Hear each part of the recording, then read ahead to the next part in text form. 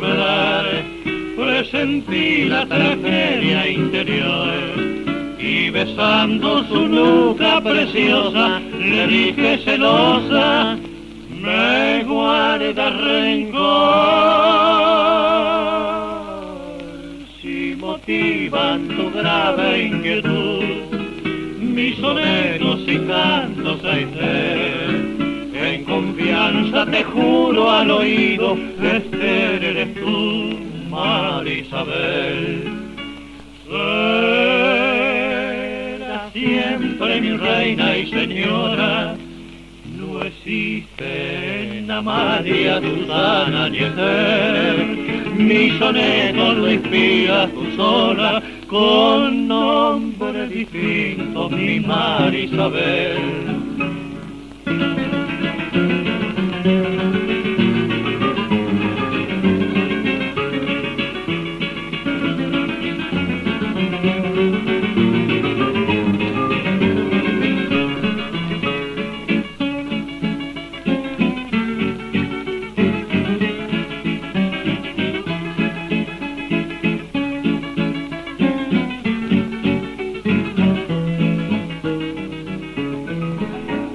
Apartó los cabellos y vi su carita animada de luz, palpitante su seno de virgen, me dijo llorosa, mi vida eres tú.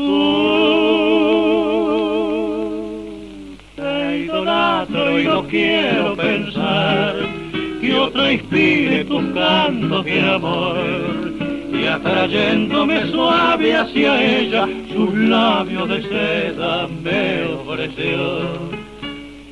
Era siempre mi reina y señora, no existen Amalia, Susana ni Ester, mi soneto lo inspiras tú sola, con nombre distinto, mi María.